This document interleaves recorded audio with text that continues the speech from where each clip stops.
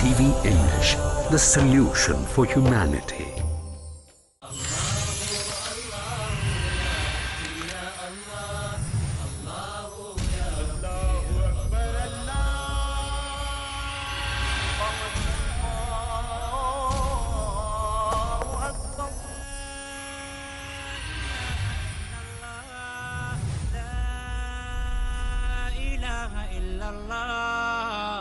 محمد رسول الله محمد رسول الله أرجو رضاك يا الله أنت الرحيم يا هبني عطاك يا الله أنت الكريم منك العطاء يا أنت العظيم يا الحمد لله رب العالمين والصلاة والسلام على رسول الله.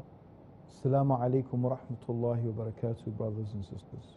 We were talking in the previous episode about zakah being a test in respect to our love for Allah subhanahu wa ta'ala.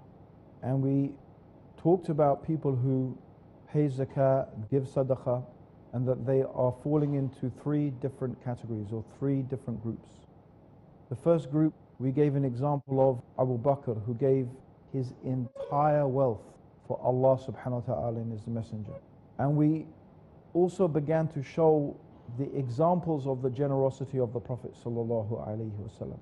Not only was he so generous, but sometimes when a person came to him, even when he had nothing, he would borrow in order to be able to give this person something. He didn't like anyone to come to him with a request and for that person to go away empty-handed.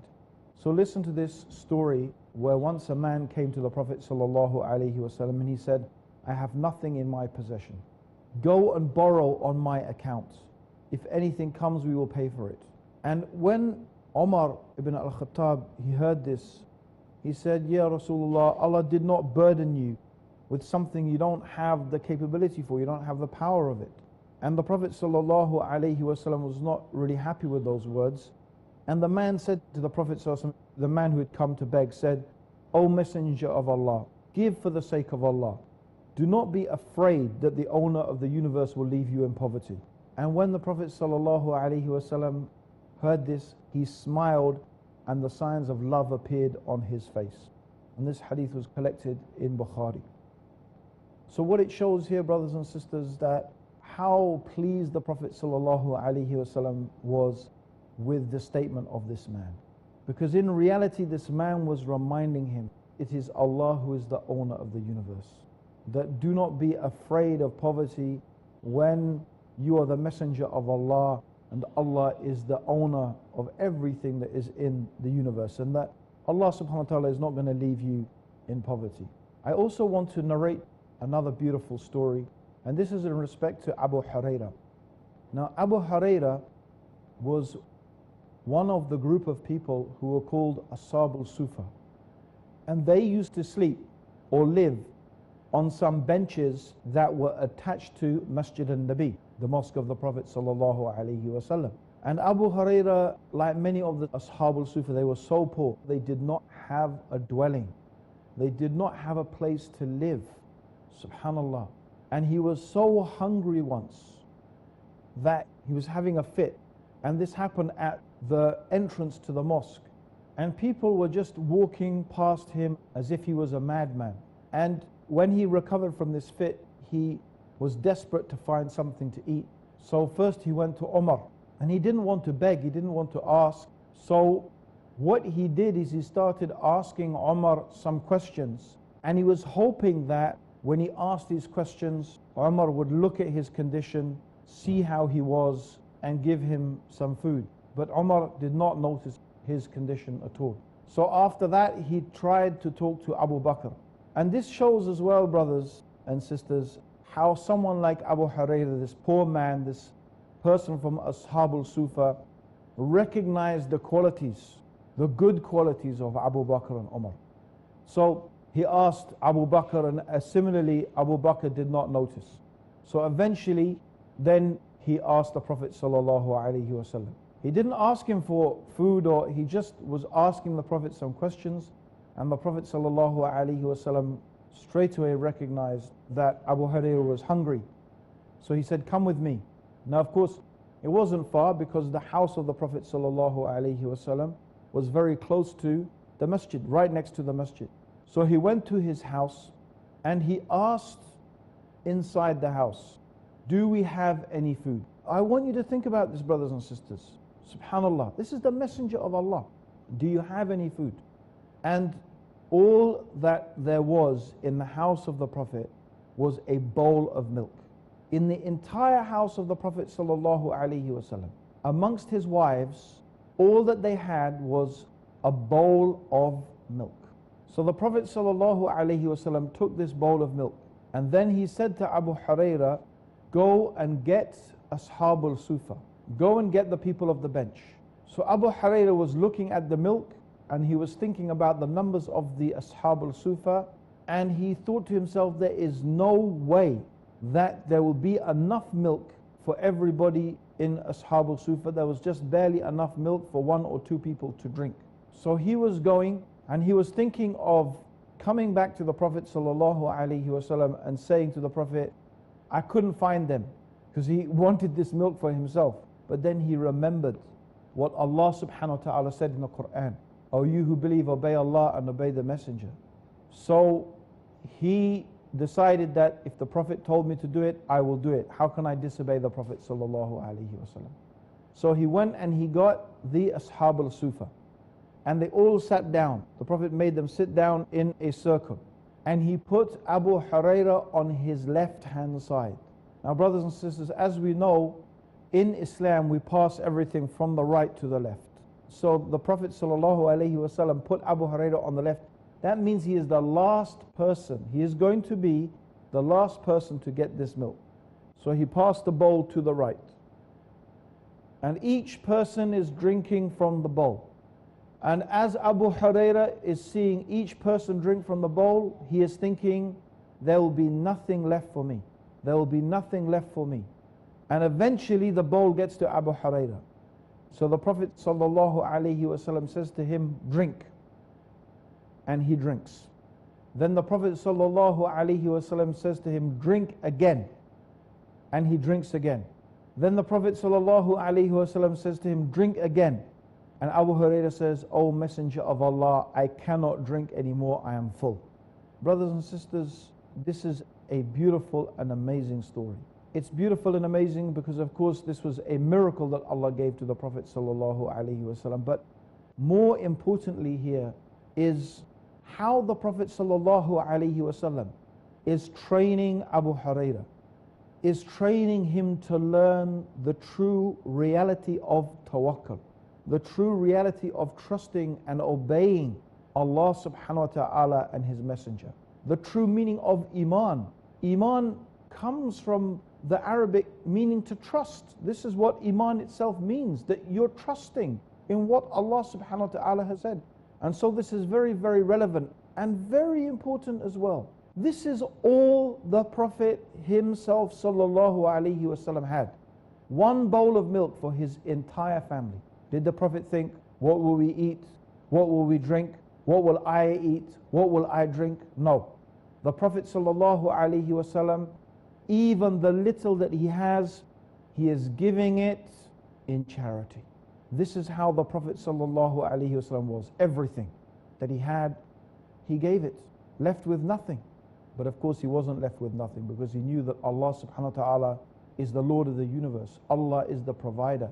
He never feared poverty because he knew that Allah subhanahu wa ta'ala was the provider. And this was depth of the love and the iman and the tawakkul of the Prophet sallallahu alaihi wasallam. So this example that the Prophet sallallahu alaihi wasallam gave was also something, brothers and sisters, we find there was an example followed by his wives.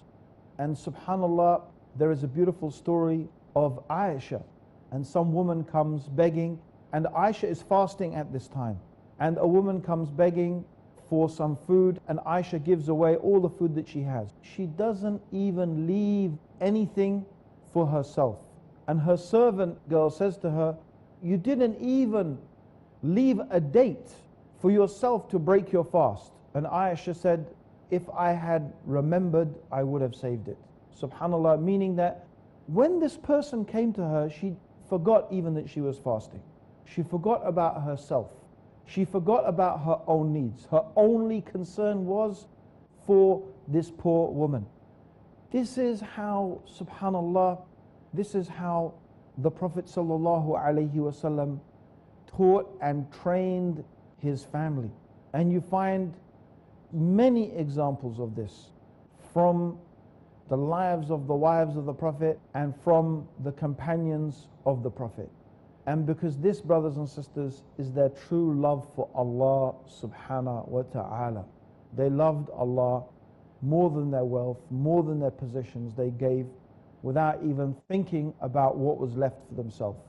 So this, subhanallah, you can see the verse of the Quran, and true piety means giving away one's wealth as much as one loves it to close relatives, orphans, the wayfarer and beggars, and for the freeing of slaves. And this is, you find in Surah Al-Baqarah, which is the second surah, ayah 177.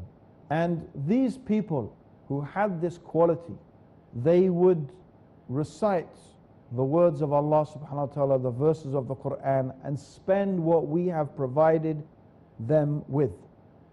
Surah Al-Baqarah. So they did not believe, as we have mentioned previously, that the zakah was only 2.5% of money. For them, they believed that the duty was to give everything. This is how they believed it, and that duty to give extended far beyond just giving zakah. And they would reference verses of the Quran in order, subhanallah, to make their point. So for these people, they did not consider the verses of zakah abrogated these other verses of the Quran. Rather, they recognized the mutual obligation that they had towards all of the Muslims.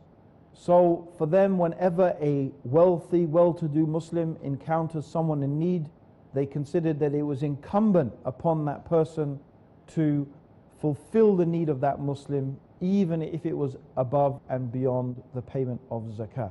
And although this is not the opinion that is generally accepted, there were some who had this understanding and this attitude, and certainly in respect to themselves. We're going to take a short break and we'll discuss more about this topic afterwards.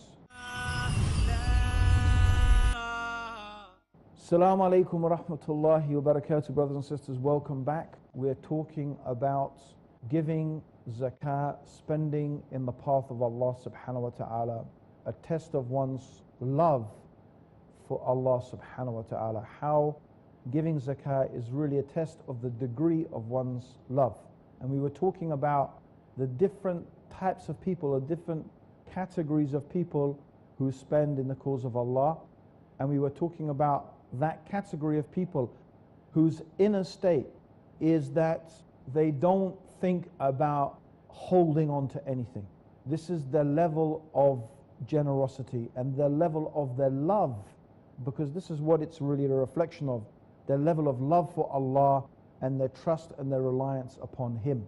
Now the Prophet ﷺ was once approached by a man, and this man was asking the Prophet ﷺ about Islam. What does this religion, what does Islam order upon me?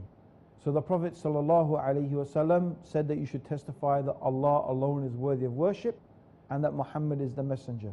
He said, is there anything more than that? And the Prophet ﷺ said, yes, that you should establish 5 prayers in the day.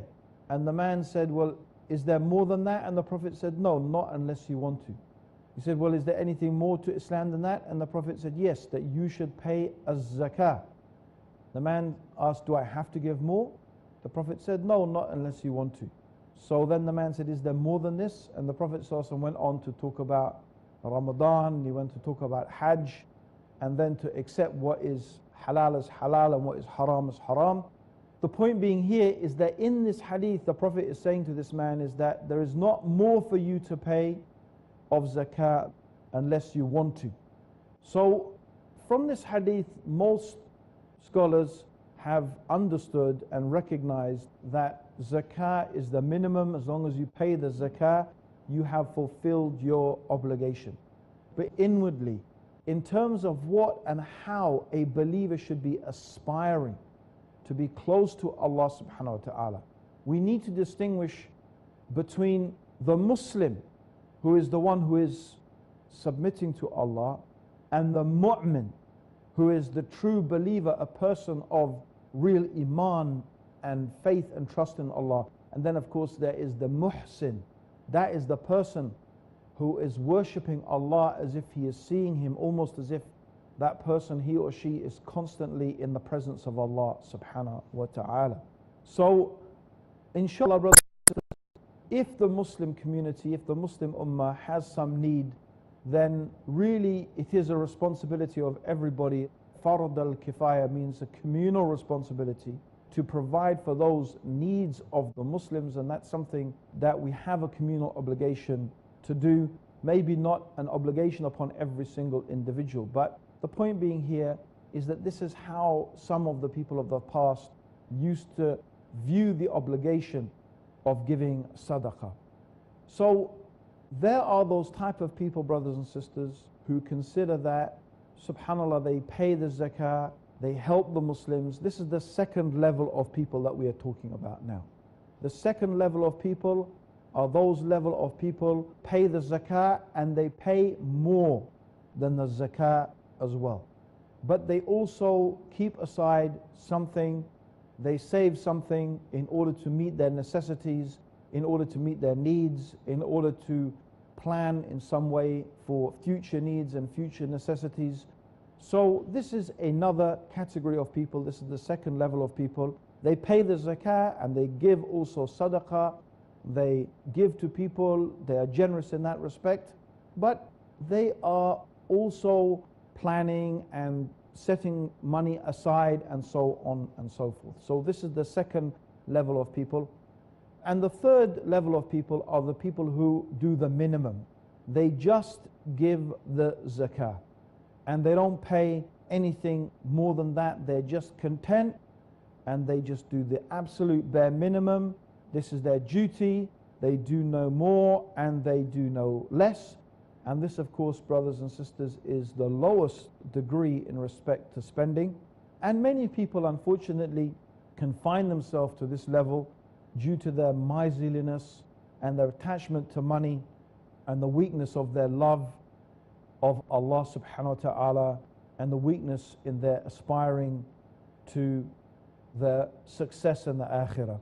So Allah subhanahu wa ta'ala, He mentions concerning these people that if He were to ask your possessions of you, meaning if He was to ask everything of you and to press you, most of them you will find that they are miserly. This is mentioned in Surah Al-Muhammad, which is the 47th surah, in ayah 37. So Allah subhanahu wa ta'ala is saying this is the condition of most people. Most people, if you ask them, give everything, spend everything, they would not do it. They would point blank refuse. And this is how most people are. They are miserly in this way. So Allah subhanahu wa ta'ala in Surah Al-Isra, which is the 17th surah in ayah 100, says that if you possessed the treasure of the mercy of your Lord, then you would surely hold back for fear of it being exhausted, and man is ever miserly.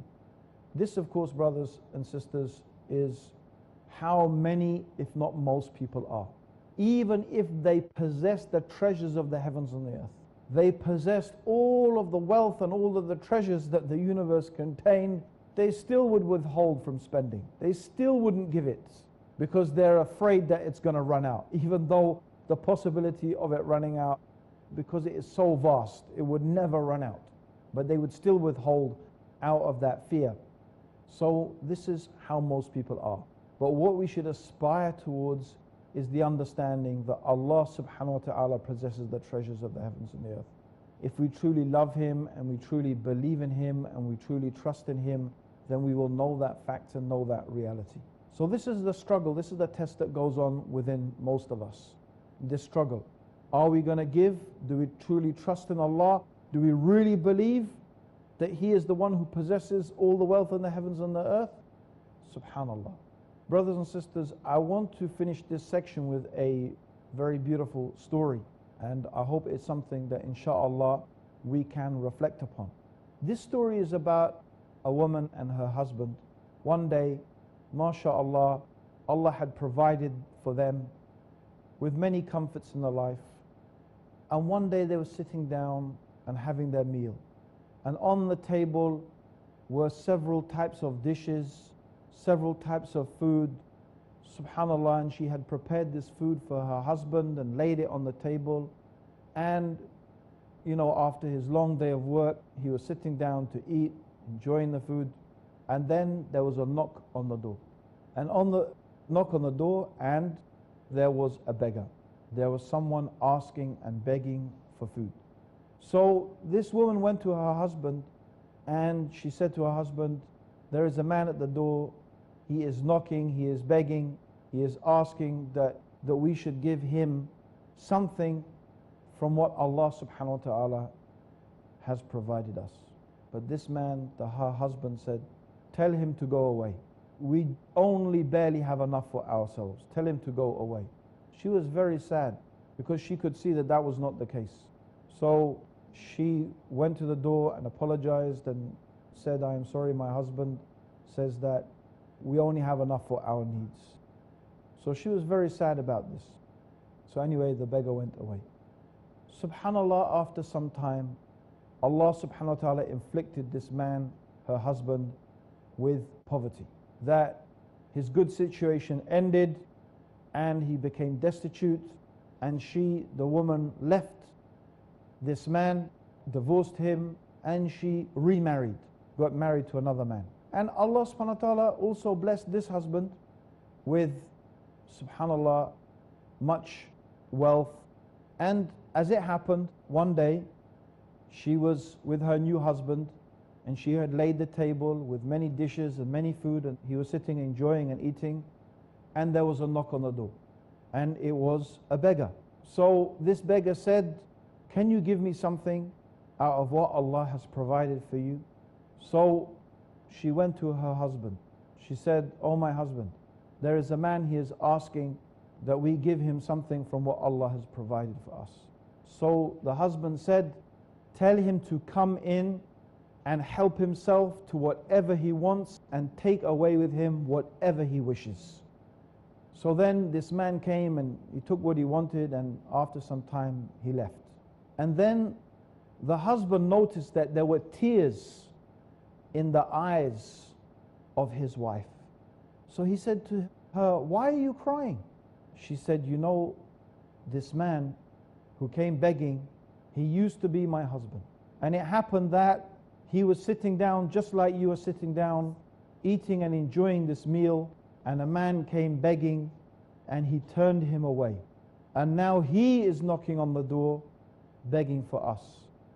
And then, subhanallah, her husband, the one who is there now, said, and do you know who I am? I am that man who first knocked on your door. Brothers and sisters, take a lesson from this beautiful story. Be generous and give in the path of Allah from what Allah subhanahu wa ta'ala has given to you. Allahumma salli ala Muhammadin wa ala alihi wa sahbihi wa sallam. Allahu, Allahu, ya Rabbi.